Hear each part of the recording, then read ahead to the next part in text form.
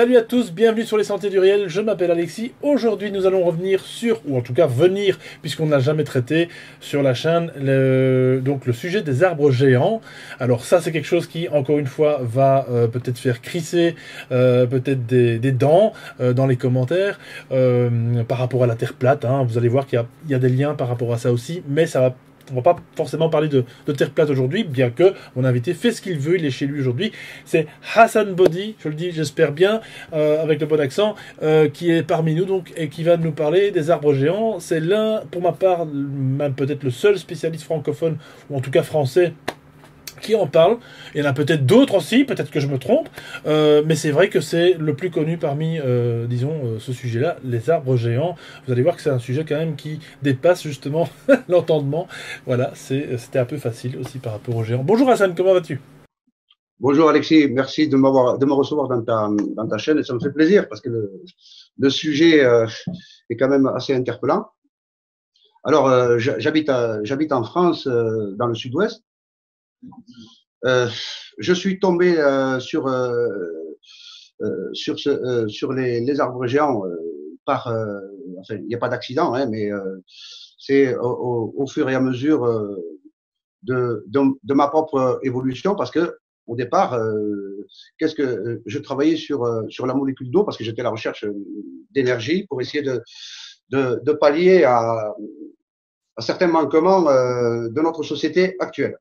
Voilà. Alors il y a quelques années en arrière, euh, parce que j'étais quand même par curiosité, comme chacun de vous pourra peut-être le comprendre, eh bien, c'est en construisant des appareils, des électrolyseurs qui cassent la molécule d'eau. Alors là, c'est pas par résonance, c'est simplement par des courants électriques, quelque chose de banal. Ce n'est pas moi qui ai inventé. Il y en a d'autres avant moi, mais il y a plusieurs façons, plusieurs systèmes d'arriver à faire fusionner, c'est-à-dire la fusion froide de la molécule d'eau. Et alors, c'est au cours de certaines expériences qui ont duré quand même plusieurs mois, voire même plusieurs années maintenant, que je m'étais rendu compte au travers de réservoirs euh, contenant l'hydrogène et l'oxygène, puisque l'hydrogène et l'oxygène étaient liés, étaient ensemble. Je me suis rendu compte que mes appareils, mes électrolyseurs qui étaient en plexiglas, c'est-à-dire les parois extérieures en plexiglas, je me suis rendu compte que ils se fissuraient. Alors, bien entendu, je fais des recherches. Je m'aperçois aussi que les réservoirs également se fragilisaient. Et c'est en me posant des questions, en faisant des tests, que je me rendais compte que ça pouvait être dangereux. Hein. Faut pas faire n'importe quoi avec ça. Et alors, en approfondissant ces recherches, je me suis rendu compte que c'était l'hydrogène qui traversait la matière. Alors, c'est une chose quand même assez incroyable. Vous pourrez vérifier sur Internet. Vous avez sur les moteurs de recherche sur l'hydrogène. Vous allez comprendre, puisqu'on a essayé d'inclure l'hydrogène dans des pastilles en graphène.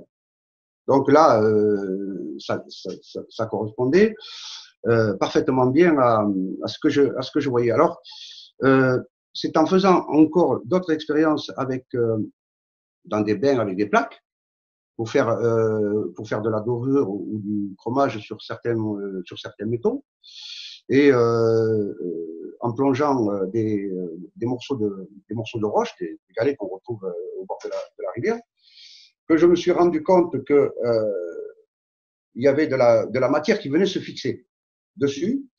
Bon, comme par exemple le chromage, parce que le chromage, c'est une forme d'électrolyse. C'est-à-dire qu'on met un métal sur un autre métal.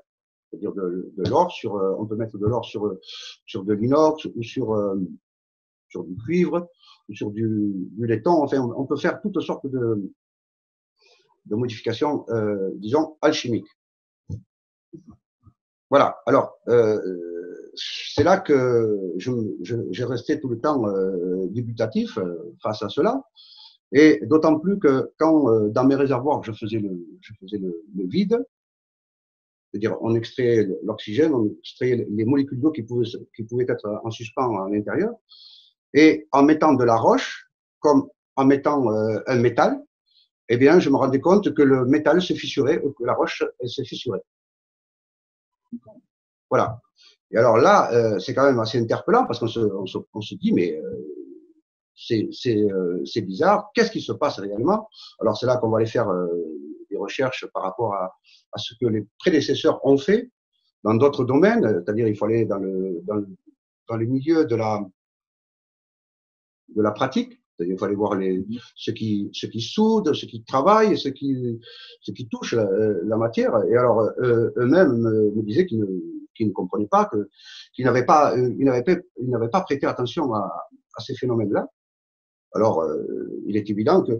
Alors, c'est un jour, je vois dans des moteurs de recherche sur Semir Osmanovic, qui est un Bosniaque, qui a découvert les fameuses pyramides en Bosnie, et notamment ces fameuses sphères qui font plusieurs tonnes, 10, 15 tonnes d'épaisseur.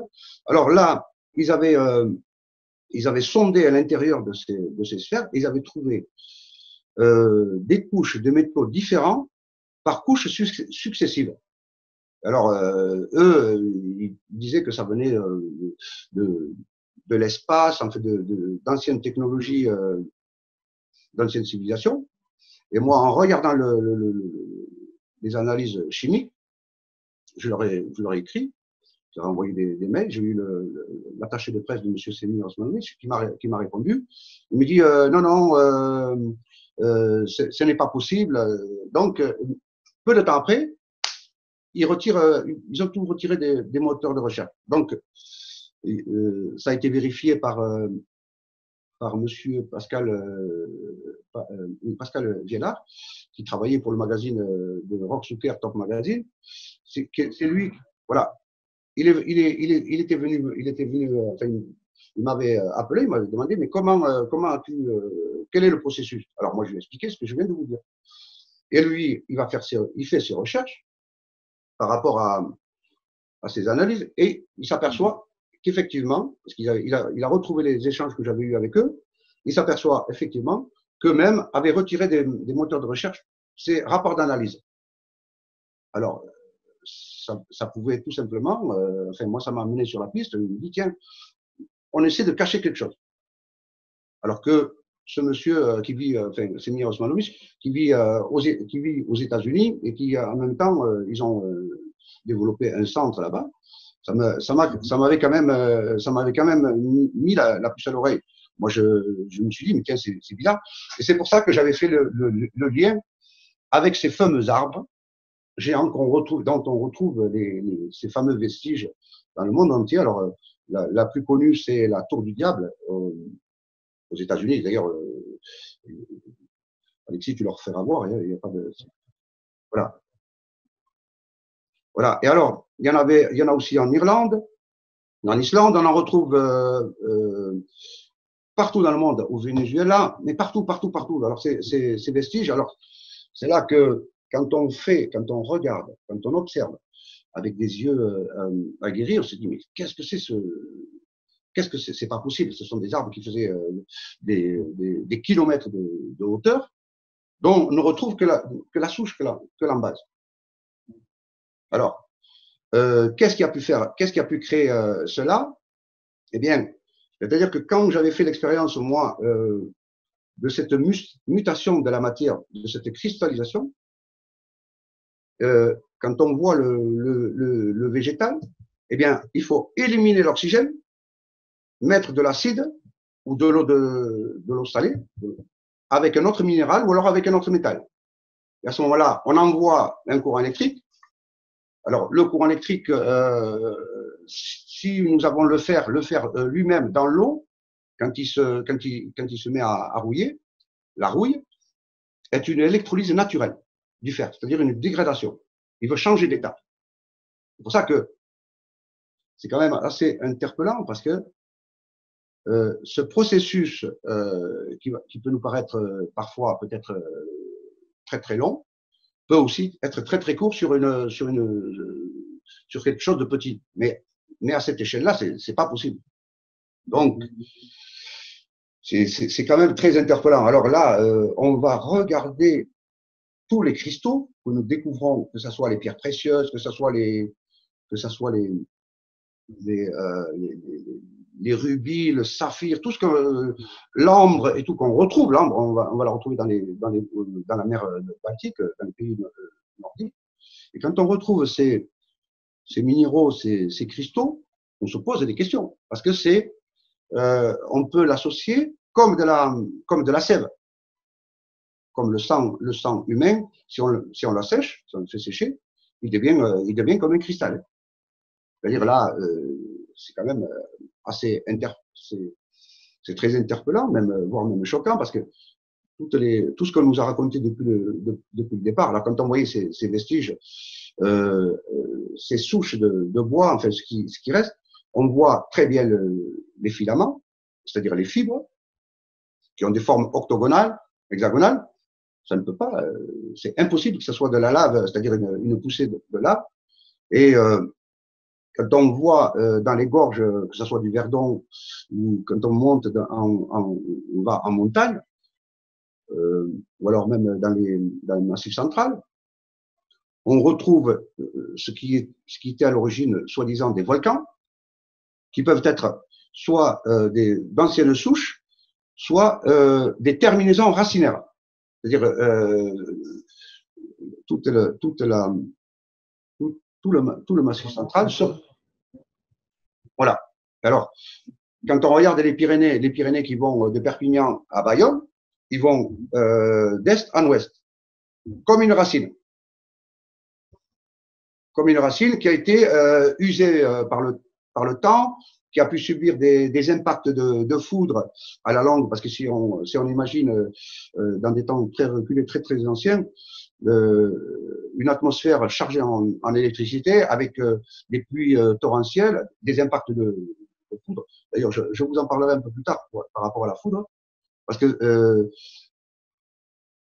c'est-à-dire ces accidents, comme on pourrait le dire, ces cassures, on nous a fait croire que c'était des soulèvements magmatiques, c'est-à-dire de dessous, alors que là, si on parle soit de racines des montagnes, d'anciennes racines, comme des racines sur lesquelles vont pousser des repousses d'autres arbres, comme les Alpes qui sont en France, en Italie, qui vont aller en Autriche, en Allemagne, en Suisse, et qui vont aller jusque pratiquement jusqu'à la bordure de la Yougoslavie. Et quand on voit la boîte de l'Italie, aussi c'est pareil, c'est des racines avec des accidents, comment dire, comme des genres de secousses, c'est-à-dire des poussées. Il peut y avoir, parce que dans ces racines, à l'intérieur de ces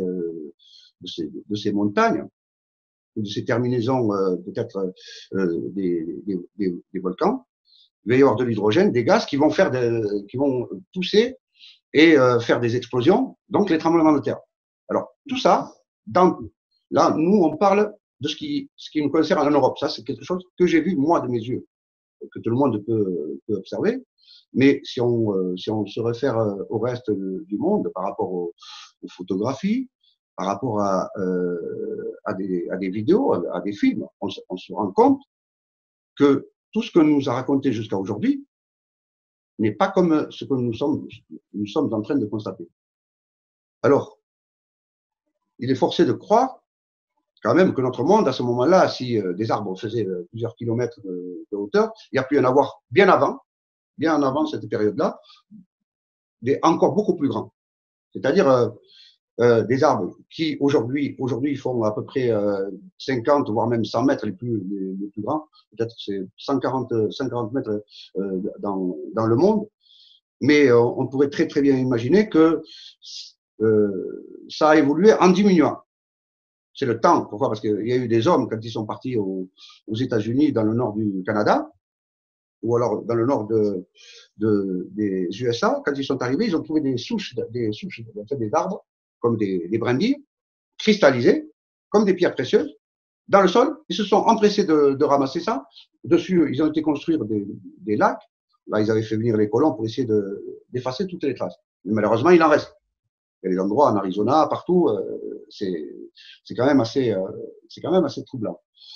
Alors, comment est-ce possible qu'un végétal puisse avoir de telles tailles dans un monde soi-disant qui serait issu d'un Big Bang, alors que là, si quelque chose a poussé aussi grandement et aussi dans cette lignée, bien toutes les sciences sont à revérifier. Il y a beaucoup de choses à revoir. Pourquoi? Parce que là, on nous mentirait sur nos origines, on va nous mentir dans plusieurs domaines, que ce soit la physique, que ce soit l'astrophysique, ça n'a rien du tout à voir. Ça ne peut pas. Alors, quand on s'aperçoit qu'un arbre qui met plusieurs centaines d'années, c'est-à-dire il y a des forêts, les plus vieilles forêts actuellement, elles ne dépassent pas guère plus de 400 ans. Il y a, par endroit, il y a des arbres qui ont plus de 1000 ans. Il y en a peut-être même qui peuvent avoir 2000 ans. Ce n'est pas un problème. Mais par contre, on voit que tout ce qui est autour de nous a l'air d'être très, très, très proche de notre période, de notre époque. Alors que toute l'histoire telle que nous l'a racontée jusqu'à aujourd'hui ne peut pas coller avec ce que nous voyons, ce que nous constatons. Là, on parle pas de vestiges parce qu'il est très facile de nous faire croire à des humains venant de singes, venant de l'eau, du poisson, et arriver vivant dans des grottes, évoluant dans un monde où on va se développer nous-mêmes. C'est-à-dire essayer de chercher, essayer de comprendre. Mais là l'histoire des arbres géants qui font des montagnes, qui sont cette matière qui va même nous composer à nous-mêmes. Pourquoi? Parce que quand on voit entre les défilés, entre les montagnes, vous avez les rivières, vous avez dans les plaines, on va retrouver des couches de sédiments avec du sable, avec de l'argile. Quand on creuse à des profondeurs à partir de la terre végétale qui est juste 1 mètre, et après en dessous c'est du sable, c'est des gros galets, et sur plusieurs dizaines de mètres de profondeur, des galets parfaitement arrondis. Hein. Alors nous on nous a dit que c'était des soulèvements, qu'il y avait des océans, fort possible, il y a peu. Il peut y avoir des soulèvements, il peut y avoir eu un océan, mais pour faire descendre un caillou depuis la montagne et l'amener à 50 km plus loin et sur des couches astronomiques, qu'est-ce qui a fait que ça soit lessivé? C'est l'eau, c'est les intempéries, c'est les impacts de foudre dans la montagne. C'est-à-dire la foudre qui serait issue de nuages chargés électriquement, c'est-à-dire un nuage deviendrait un condensateur qui va, au moment pour se décharger, il va repasser dans l'atmosphère, c'est-à-dire revenir vers le sol. Il électrolyserait les molécules d'eau qui sont dans l'air. Donc là, électrolyse, c'est-à-dire hydrogène, oxygène, et d'un seul coup, l'impact, c'est-à-dire le plasma. Alors la détonation, c'est-à-dire la détonation de l'orage, ce serait une électrolyse des molécules d'eau qui sont dans l'air et qui, au moment du choc avec les cols, avec la montagne, eh bien là vous avez la dégradation. Alors quand on regarde les montagnes, même si ce sont des pics, on voit des couches comme des épidermes, comme la peau d'un être humain. Et là il y a de quoi se poser des questions, parce que si ces minéraux qui descendent de la montagne, qui sont dans ces cailloux, qui vont, à force d'érosion, vont devenir des nanoparticules, c'est-à-dire des minéraux, qui vont alimenter des plantes. Et ces plantes-là, nous allons nous en nourrir que ce soit les arbres dont nous cueillons les fruits, que ce soit les feuilles de salade, les feuilles de tomate. C'est-à-dire que tout est en perpétuel mouvement, c'est-à-dire que les feuilles vont tomber, vont s'agglomérer au niveau du sol et venir nous recomposer à nous. Voilà, c'est quand même assez. C'est-à-dire que de l'eau, H2O, les minéraux, ça passe dans les racines, dans l'écorce, ça va passer dans l'arbre, va composer. Donc il y a la vie là, il y a la vie. Et ces atomes qui sont à l'intérieur de ce fruit qui va venir nous composer, parce que là, on va parler de cristaux, on va parler d'argile. Qui dit cristaux, argile, on dit silicium. Nous en sommes composés. C'est-à-dire que ce silicium, ce sont des microprocesseurs dont l'être humain n'a pas conscience, peut-être comme ça, mais dans les ordinateurs, on utilise le silicium pour emmagasiner la mémoire, l'information. Et on en trouve d'ailleurs dans le cerveau, hein, Partout. des microcristaux de calcite, et qui d'ailleurs, pour ma part, sont un élément constituant par rapport à la glande pinéale. C'est pour ça que télépathie et compagnie peuvent exister, puisque justement, il y a... Enfin bon, c'est un autre débat, mais voilà, on peut se comprendre. Non, mais... c'est passionnant, c'est passionnant. L'information, à ce moment-là, elle va prendre d'autres sens. C'est-à-dire que si notre corps emmagasine de l'énergie, il va emmagasiner les minéraux parce qu'on se construit, on devient, on est comme une machine parfaite. Donc, mais nous n'en sommes pas conscients parce que c'est pour ça que j'avais fait tout à l'heure allusion à un singe. Je n'ai rien contre les singes, mais chaque espèce, par couple, est dans un ordre bien déterminé. C'est-à-dire que nous nourrissons aussi de chair animale, bien que certaines personnes, je le comprends, mais l'animal va se nourrir du végétal. Il va se nourrir soit de graines, soit de feuilles, d'herbes. Donc, quand on voit une brindille d'herbe, quand on voit qu'un fruit qui descend de l'arbre, ce fruit contient des molécules d'eau, contient des minéraux. Ce sont ces fruits et ces végétaux différents qui vont venir nous composer. C'est-à-dire que l'apport de notre propre constitution viendrait de ce silicium, c'est-à-dire l'intelligence. Alors imaginez que puisqu'on retrouvait dans ces arbres géants, on retrouve des pierres précieuses, des cristaux, des quartz, sous toute forme. Il y en a, c'est magnifique. Il y a certaines personnes même qui en utilisent pour se soigner, pour guérir. Tout le monde aime ça. D'ailleurs, je vous conseille c'est magnifique. Hein. Et alors, ces cristaux que nous retrouvons soit par extraction dans des mines, il y en a qui vont les chercher, ou alors on va les retrouver en surface. Il y en a même dans le massif central. Hein. Il y en a beaucoup. Hein. Et alors, ces cristaux, c'est comme s'ils vibraient, c'est comme s'ils communiquaient, c'est-à-dire que c'est comme s'ils gardaient en eux une certaine mémoire, des origines. C'est-à-dire que là, c'est quelque chose que l'homme n'a pas touché.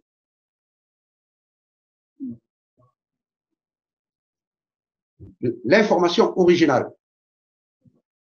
Alors, pour en arriver à l'espèce que nous sommes, les êtres humains, c'est-à-dire nous serions peut-être dans le tableau, la dernière espèce créée, puisque le reste, que ce soit les animaux, que ce soit le végétal, tout le reste est bien avant nous. Et nous avons été créés. D'ailleurs, on va le retrouver dans les trois religions. Hein. On dit que nous sommes issus d'un seul père, unique père, Adam.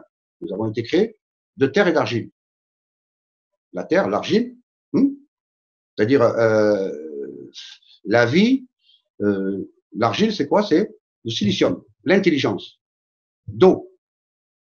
Il y a l'eau, le végétal, qui va donner le minéral, Et le silicium est donc, après, le vivant et nous ensuite.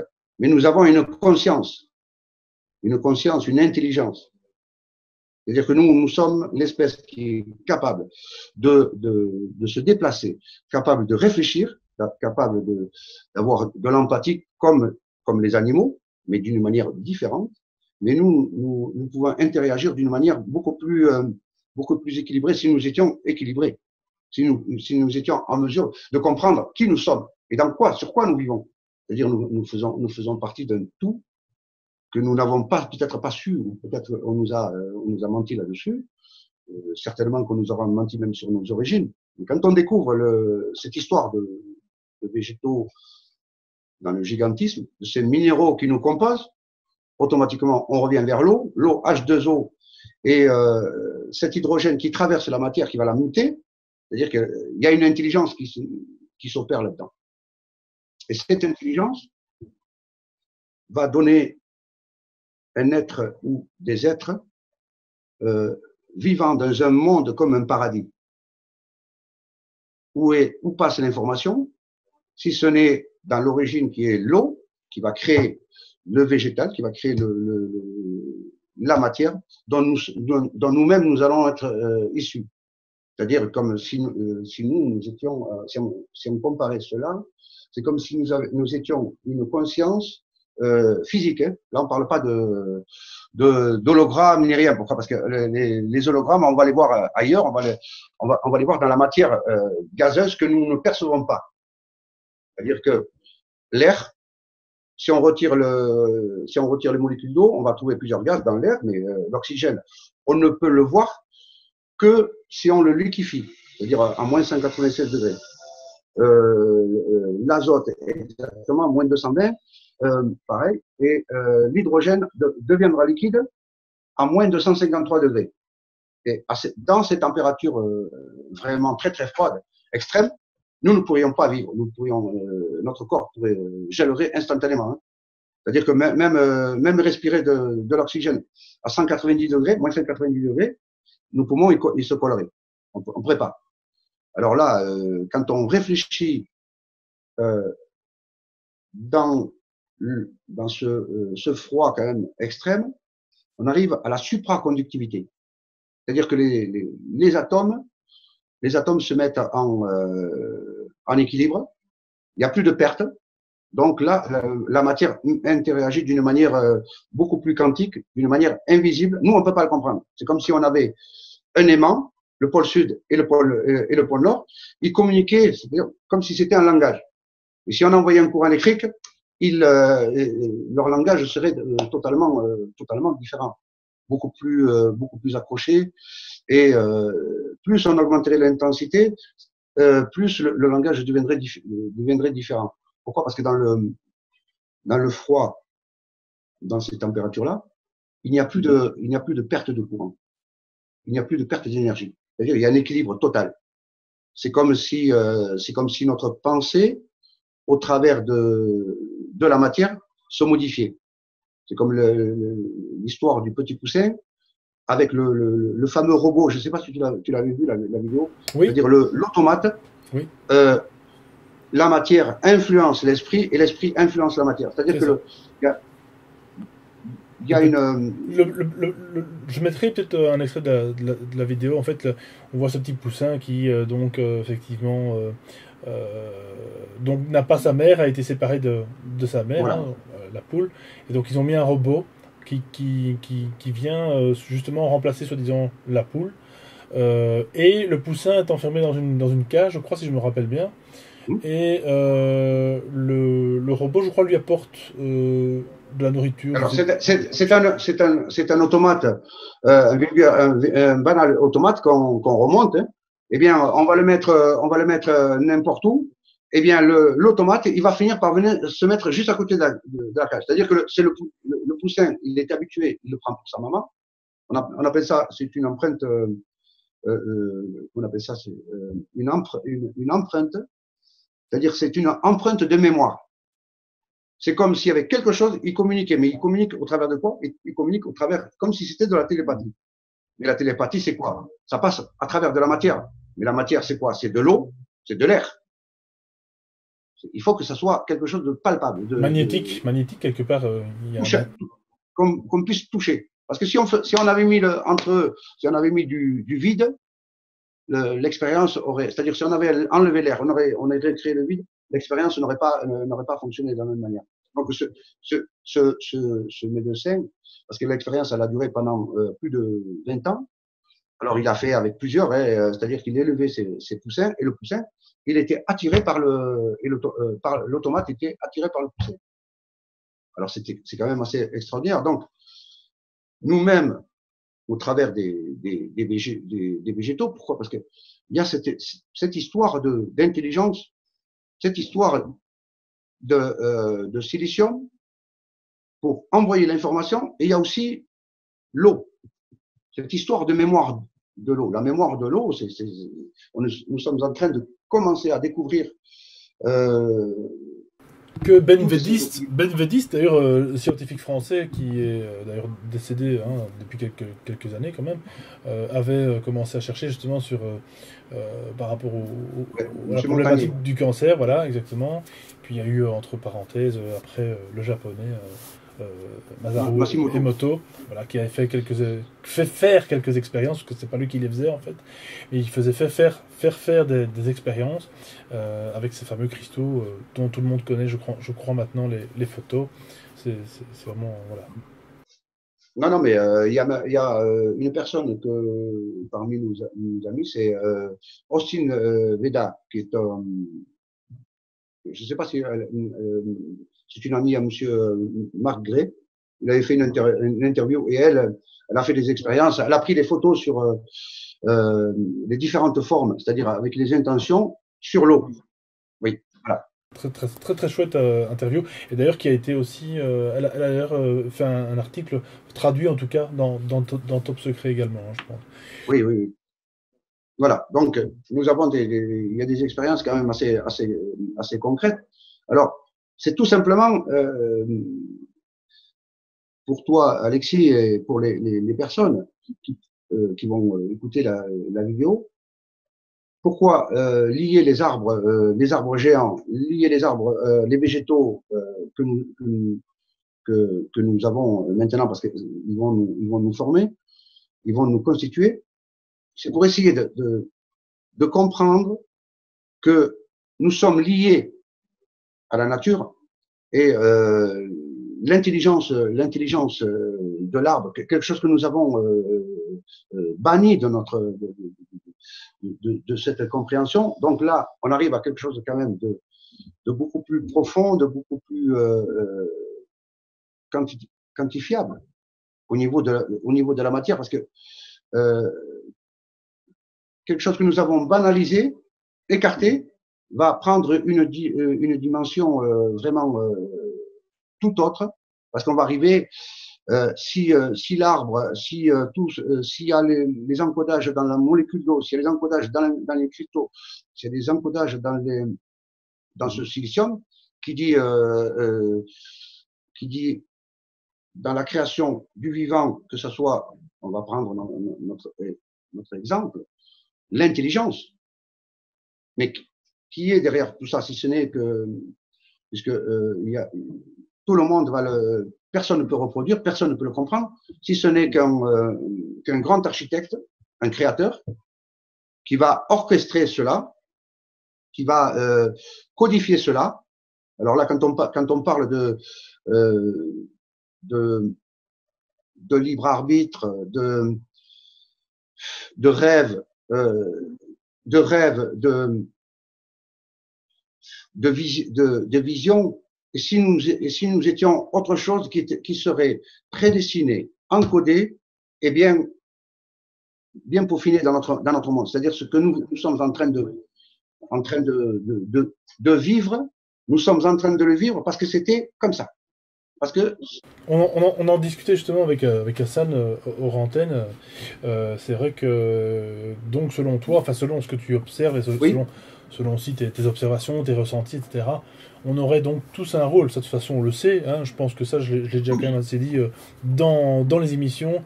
on a tous un rôle, une mission, appelez ça comme vous voulez. Bon, voilà, ça fait peut-être un peu chrétien, mais bref, c'est vraiment, on a tous un rôle, même si on ne fait rien. On en rigolait justement au antenne. Même si on a un rôle de rien, soi-disant, ben, je n'y crois pas. On a effectivement, même dans la famille, hein, voilà, on en discutait également aussi. Rien ne se perd. Rien ne se perd. Tout se transforme. Exact. Nous avons tous besoin les uns des autres.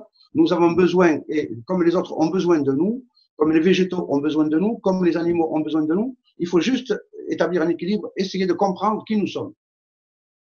C'est-à-dire comprendre. Et alors là, ça élimine, c'est-à-dire que ça nous met tous dans le même niveau. Ça élimine toutes les guerres. Tous les conflits possibles avec votre voisin, avec votre voisine. Ça élimine les guerres. Ça nous rapproche, peu importe nos croyances. Oui, c'est ça, voilà, exact. Ça nous met tous sur le même piédestal. Et ça nous remet, par rapport à nos enfants, de petits à la personne âgée, un équilibre total. Oui, c'est ça, exactement, oui. Parce qu'on apprend...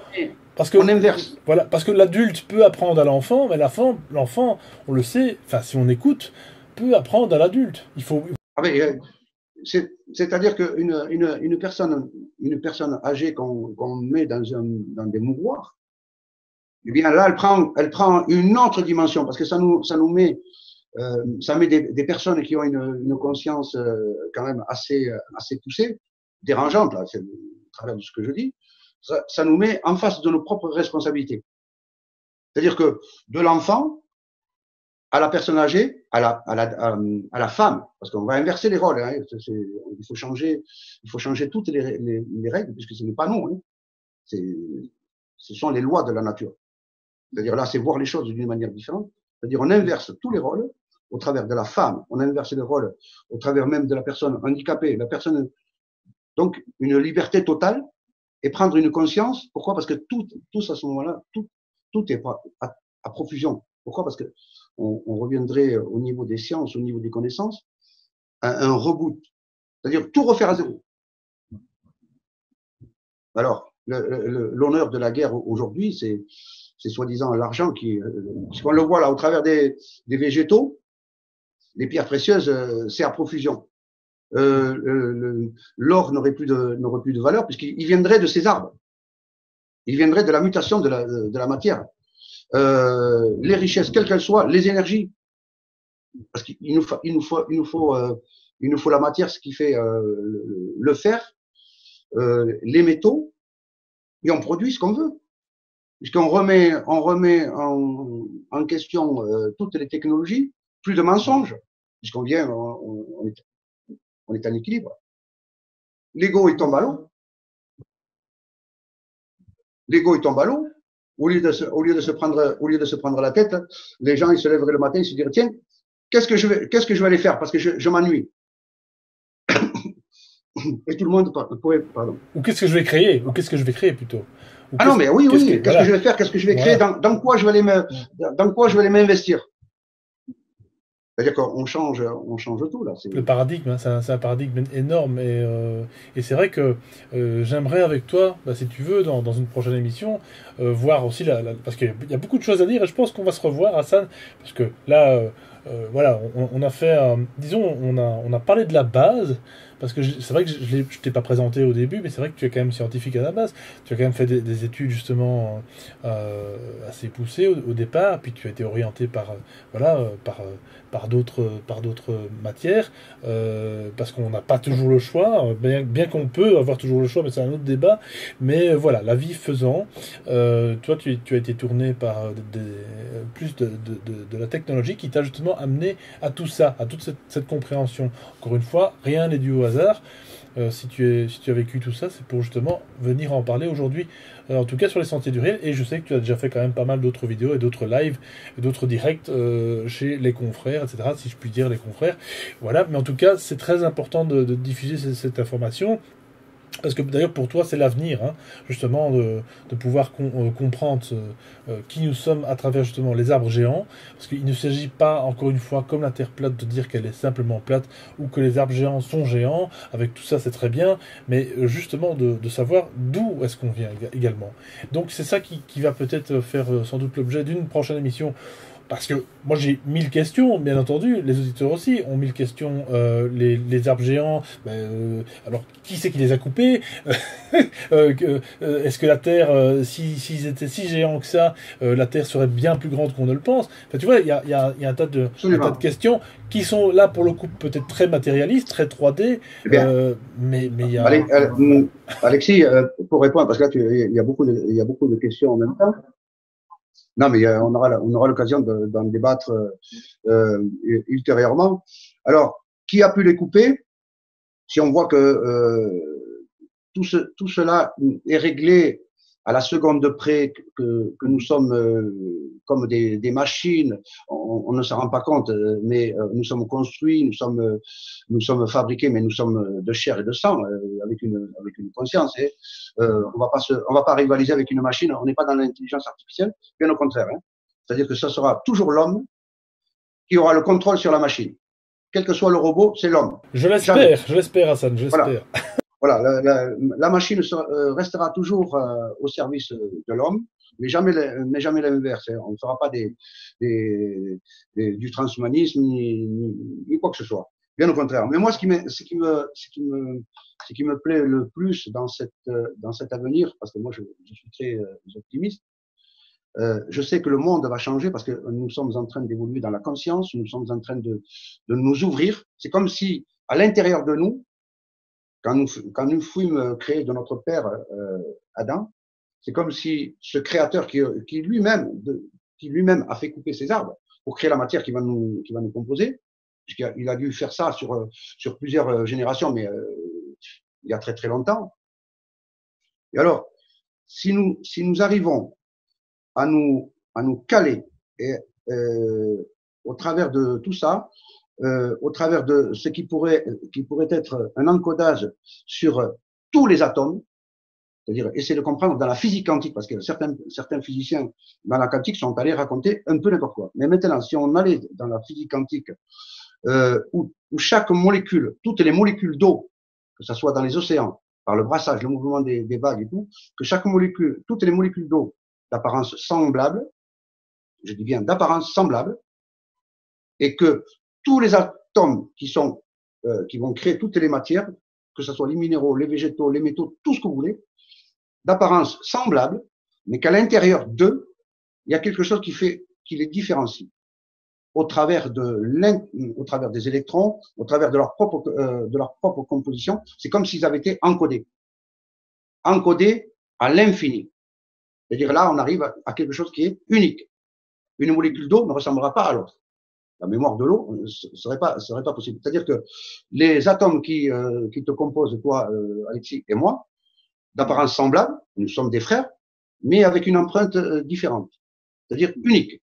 Donc on est construit uniquement, nos parents pareil, depuis le début jusqu'à la fin, s'il y a une fin, eh bien tout est unique. Donc prédestiné, c'est-à-dire avec une voie bien tracée, c'est-à-dire qu'au lieu de se prendre la tête, essayer de se mentir à nous-mêmes, eh bien on laisse faire les choses, on soit beaucoup plus ouvert, qu'on mette pas entre nous des barrières, des frontières qui nous divisent.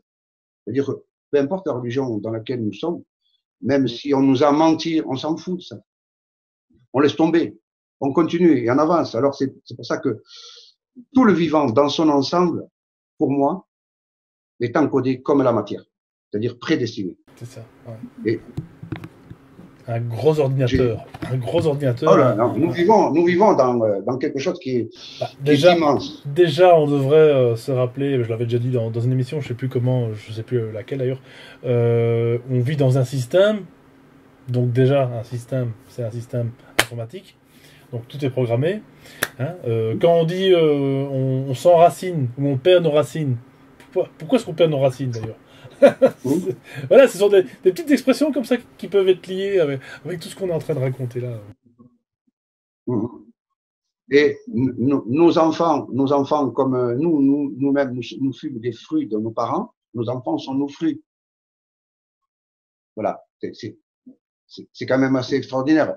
Et ce que nous sommes en train de faire aujourd'hui, qui est prédestiné, prédéfini, c'est ce que nous allons transmettre à nos générations futures, c'est-à-dire à nos enfants. Mais nous leur transmettons, mais eux-mêmes, ils sont encodés. Ils seront encodés. Mais au moins, s'il y a une évolution, la seule évolution qu'il peut y avoir, c'est l'évolution de la mentalité, de la compréhension.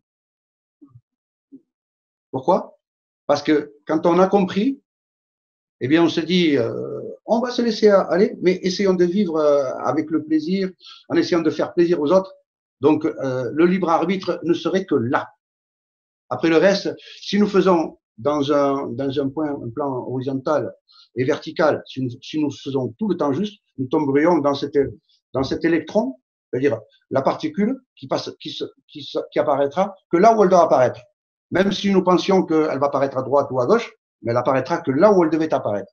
C'est-à-dire que là où il avait prédestiné, à partir du moment où nous tombons juste, nous avons gagné. Exactement, absolument, c'est ça. Et c'est pour ça que c'est un des meilleurs moyens de vivre le moment entre guillemets présent. Bon, bien que, encore une fois, le temps n'existant pas, enfin, on se comprend très bien. On se comprend que la vie, finalement, elle ne demande qu'à être gagnée, pas être perdue. Et on en est là pour. Voilà, Hassan, justement, pose des petites graines. J'espère qu'avec toutes ces émissions, c'est ce qu'on fait hein, sur les sentiers du rail et d'autres chaînes aussi également, tant qu'on peut le faire, encore une fois via YouTube parce que voilà, je pense que c'est prédestiné un jour ou l'autre à tomber, mais c'est pas grave, on passera sur un autre média. J'en profite, hein, c'est une petite voilà, une petite parenthèse personnelle. Mais voilà, je profite justement de cet instant pour le dire et c'est vrai qu'on est voilà, de toute façon comme tu dis, hein, les enfants, on a beau dire voilà, il y a des directions qui vont d'un côté, des directions qui vont de l'autre côté. Mais tant qu'on peut le faire, en tout cas, tant qu'on peut leur donner justement cet enseignement, entre guillemets, sans jamais obliger, mais en ouvrant simplement, et de manière, encore une fois, pédagogique, parce que nous sommes tous des grands enfants, hein, nous ne l'oublions pas, nous ne sommes pas des adultes, nous devons encore apprendre chaque jour, et puis à chaque instant de notre vie. Voilà, toutes les merveilles de la vie, les merveilles, les mystères aussi également, et justement, ben, les arbres géants en font partie. Et je pense que c'est vraiment très important d'aller vers ce sujet, parce qu'encore une fois, il s'agit de l'importance de nos origines. Et puis, ben, comme tu dis, hein, tout tombe, hein, guerre, ego, voilà. Il faut comment dire, se mettre à l'évidence que si ces montagnes, ces structures dans le gigantisme, il y a pu avoir aussi des animaux, mais immenses.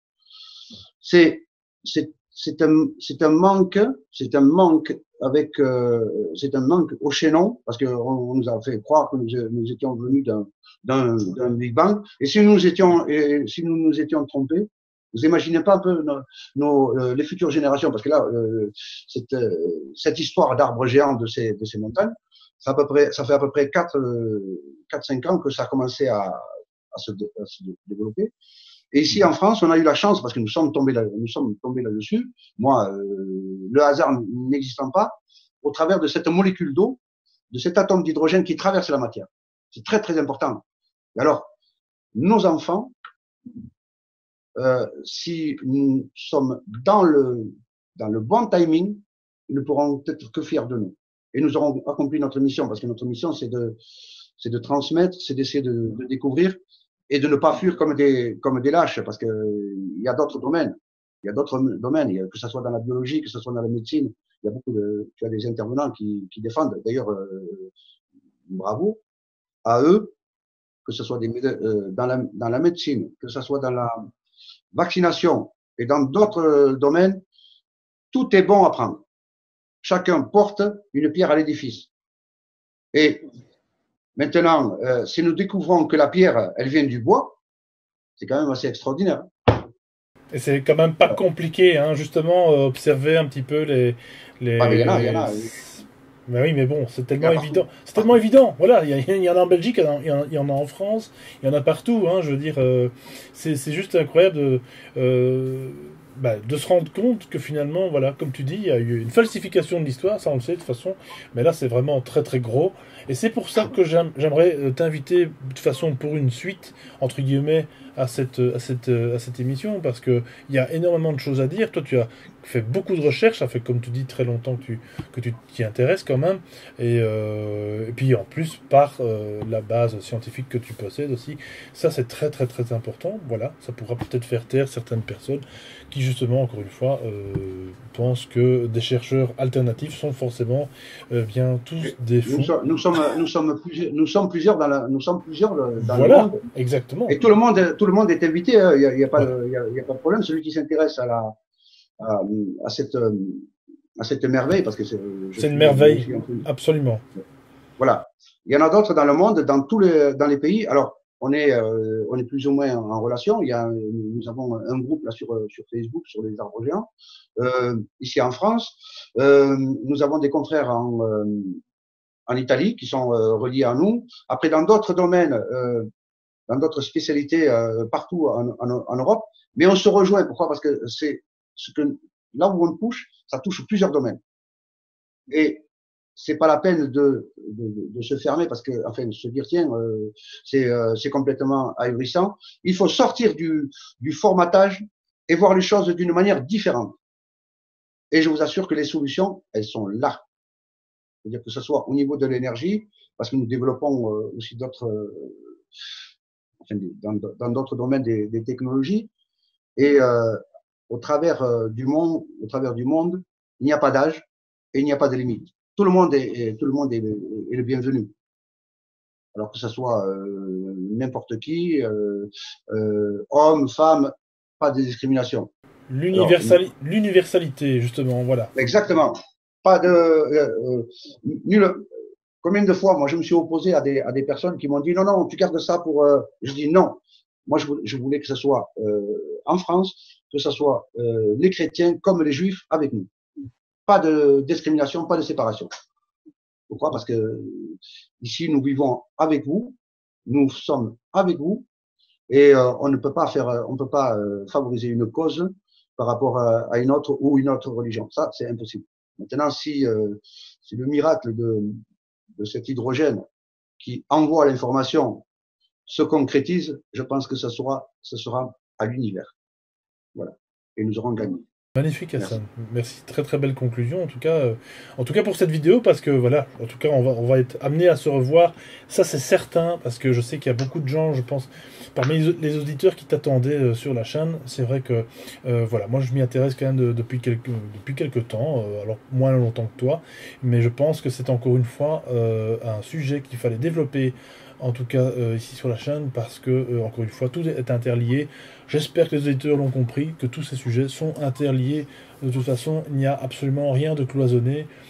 Tout est interlié, c'est universel. Voilà, grand merci Hassan pour en tout cas pour un début d'explication, en tout cas scientifique ici, parce que pour le coup, voilà, on a parlé de quantique, de molécules, etc. C'est vraiment très très très important. J'espère te revoir très très bientôt, eh bien pour la suite, en tout cas pour parler un petit peu plus des observations que tu aurais faites éventuellement. Et voilà, et de toute façon, on se retrouve. Alors n'oubliez pas aussi aux éditeurs d'aller voir sur Facebook le fameux groupe. C'est quoi, un groupe fermé, un groupe public? Comment ça marche? Euh, c'est les arbres géants. Non, non, c'est public. Hein. C'est public, ok. Donc les arbres géants, Voilà. je mettrai de toute façon le lien en description comme d'habitude. Et allez voir, c'est fascinant parce que là vous allez effectivement avoir, eh bien, je vais pas dire la source même de l'information, mais entre autres en France, en francophonie en tout cas. Voilà, ça devient, ça grossit de plus en plus ce groupe et c'est vraiment fabuleux. Et il y a plein de partages. D'ailleurs, je ne sais plus où donner de la tête parce qu'il y en a tous les jours. Non, non, non, mais en plus de ça, ce sont les autres qui s'en occupent, qui le gèrent. Bon, moi, j'avais créé ce groupe-là parce que, comme Rob Zucker avait, à l'époque, il avait publié, et j'ai mis son image, il avait publié un article sur les fameuses sphères. Donc, voilà, c'est libre à tout le monde. Les gens, enfin, ce sont d'autres personnes qui le gèrent. Moi, je ne m'occupe que de temps en temps de publier ce truc. Et pour la petite histoire, d'ailleurs, j'avais découvert les fameuses sphères. L'article qui était sur le site à l'époque qui existe d'ailleurs toujours, hein, Artivision, qui, je le rappelle, est le site avec lequel tout a commencé, en tout cas pour moi, enfin en tout cas une bonne partie, à part l'ufologie où j'étais déjà un petit peu dedans. Mais Artivision, voilà, un site que vous pouvez encore d'ailleurs visiter, et il parlait des sphères géantes du Costa Rica. Et ils avaient d'ailleurs analysé les boules. Alors je ne sais plus trop comment parce que la pierre au carbone 14, ça marche pas des masses. C'est surtout avec la mousse, je pense, qu'ils avaient prélevé. Elle était plus ancienne que la forêt qui avait poussé autour. Donc voilà. Donc c'est intéressant. Voilà. Mais voilà. Il faut approfondir. Mais, oui, oui, bien sûr. Mais que ces sphères, ce soit des noyaux de fruits, parce qu'il y a d'autres noyaux de fruits qui ont d'autres formes, mais que ce soit issu du végétal, donc des minéraux, des pierres précieuses, enfin, c'est quand même assez hallucinant et incroyable, incroyable. C'est d'une merveille. C'est comme si on découvrait un créateur, Dieu. C'est onirique, c'est poétique. Il faut, voilà, c'est ça l'émerveillement de la vie aussi. C'est de pouvoir justement découvrir un petit peu plus loin. Et encore une fois, comme je dis toujours, un peu changer d'angle. Il suffit pas de grand chose. Hein, il suffit pas de se déplacer pour des kilomètres. Vous faites un mètre. Voilà, vous faites un mètre en arrière ou sur le côté. Vous voyez déjà un tout autre angle de vie, et j'en perds d'ailleurs mon casque. Voilà, donc en tout cas, merci beaucoup Hassan, on se retrouve très bientôt. Merci à toi, merci à tout le monde. Hein. Merci, et je dis à très très bientôt. Et de toute façon, on peut aussi suivre notamment des vidéos sur sa chaîne, je mettrai tout ça de toute façon en lien en description, et nous on se retrouve de toute façon tout bientôt pour une autre vidéo, comme d'habitude, partagez, communiquez, contactez Hassan si vous voulez un petit peu en savoir plus sur les arbres géants. Voilà, partagez cette vidéo, abonnez-vous, faites ce que vous voulez, comme d'habitude. À tout bientôt pour une nouvelle vidéo. Ciao, ciao, salut!